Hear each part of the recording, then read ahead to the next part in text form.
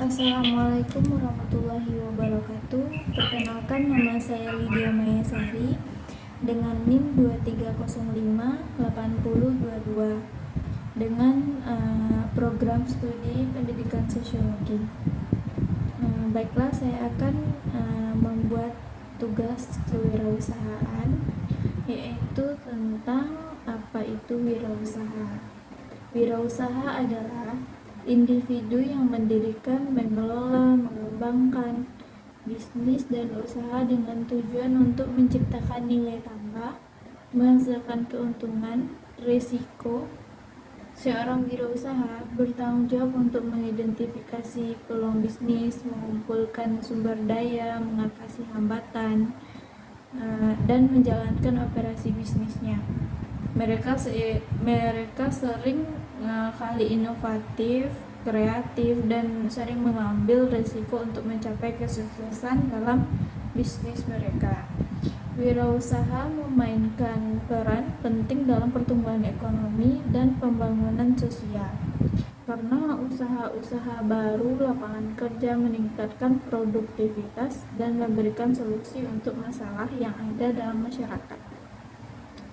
Yang kedua tuh, apa pengertian kewirausahaan? Apa sih kewirausahaan? Kewirausahaan adalah suatu ilmu yang mempelajari tentang nilai, kemampuan, dan perilaku seseorang dalam menghadapi tantangan. Kewirausahaan ini dapat diterangkan melalui beberapa aspek. Yang pertama yaitu kewirausahaan sebagai kemampuan. Kewirausahaan adalah kemampuan kreatif dan inovatif yang dijadikan dasar, kiat, dan sumber daya untuk mencari peluang menuju sukses. Ciri-ciri yang kedua, ciri umum. Kewirausahaan dapat dilihat dari berbagai aspek kepribadian seperti jiwa, watak, sikap, dan perilaku seseorang. Yang ketiga tuh sifat. Kewirausahaan adalah proses menciptakan sesuatu yang baru dan bernilai dengan mengorbankan waktu dan tenaga, serta risiko finansial, fisik, maupun karakteristik wirausaha seperti dorongan berprestasi, bertanggung jawab, berorientasi pada imbalan, optimis, berorientasi pada hasil kerja yang baik, mampu mengorganisasikan, dan berorientasi pada uang. Yang selanjutnya yaitu manfaat. Kewirausahaan ini memiliki banyak manfaat seperti meningkatkan kesejahteraan masyarakat, menciptakan lapangan kerja, meningkatkan inovasi, dan meningkatkan daya saing bangsa. Selanjutnya, jenis-jenis kewirausahaan. Di Indonesia terdapat 3 jenis kewirausahaan yang kerap kali dijalani, yaitu seperti bisnis startup atau industri kreatif, dan usaha makro dan menengah.